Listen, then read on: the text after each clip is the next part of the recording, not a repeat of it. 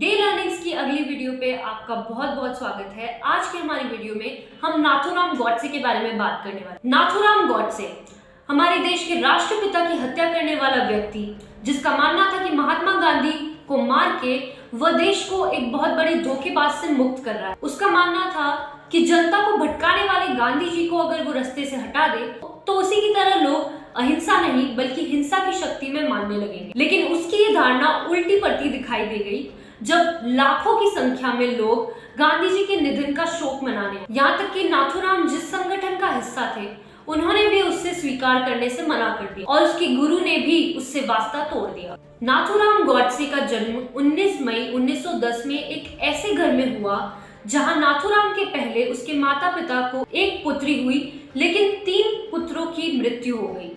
उसका परिवार इस बात को मान चुका था कि उसके घर में केवल एक कन्या ही जीवित रह सकती है, इसलिए इस बार उनके पुत्र रामचंद्र विनायक गॉडसे को एक लड़की की तरह ही परवरिश दी गई। उसे लड़कियों की तरह ही कपड़े पहनाए जाते और लड़कियों की तरह नथ भी पहनाई जाती थी। तभी से सब उसे नाथूराम के नाम से बुलाने लगे। नाथूराम न केवल जीवित रहा लेकिन उसके बाद आने वाले सभी उसके भाई बहन भी जीवित रहे। तो ऐसे में उसके बेहद खुश माता पिता ये मानने लगे कि नाथूराम में कुछ रहस्यमयी क्षमताएं हैं और वो ईश्वर से भी बातें कर सकता है। उसने अपना पूरा जीवन इस जटिलता में बिताया कि वह एक मसीहा है और उसका जन्म दुनिया के दूसरे लोगों को बचाने के लिए हुआ है। जब नाथूराम अपनी किशोरावस्था में था तो उसके आसपास काफी सारी राजनीतिक उथल पुथल चल रही थी। लोगों में आजादी की गर्मी थी और 20 साल की उम्र में नाथूराम ने अपनी पढ़ाई छोड़ दी और वो बैठकों में और जुलूसों में हिस्सा लेने लगा। उसने कांग्रेस की मीटिंग में भाषण देना शुरू कर दिया और इसी दौरान वो विनायक सावरकर से मिला, जो कि उस वक्त हिंदुत्व के संस्थापक थे।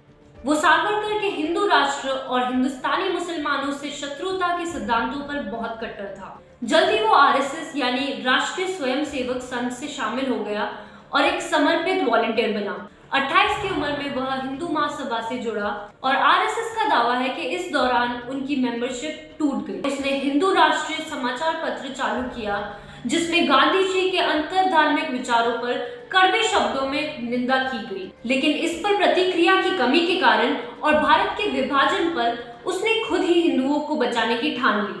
अन्य 8 लोगों के साथ मिलकर उसने गांधी जी को मारने की एक योजना रची। बंदूक का ट्रिगर वो खुद नहीं दबाने वाला था, लेकिन एक असफल प्रयास से प्रेरित होकर उसने इस काम को अपने हाथ में ले लिया। 30 जनवरी 1948 को गांधी जी एक प्रार्थना सभा में थे। वहीं पर नाथूराम ने उन्हें पकड़ लिया इससे पहले कि वो एक शब्द भी कह पाते और 3 गोलियों से उन्हें मार दिया।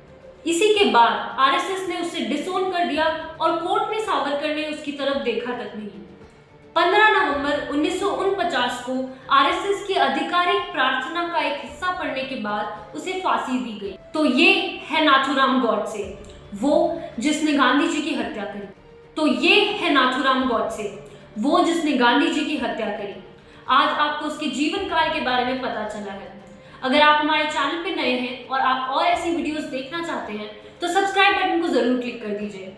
आपको डे लर्निंग्स पे कुछ इंटरेस्टिंग फैक्ट्स, इन्फॉर्मेशंस और भी बहुत कुछ मिलेगा।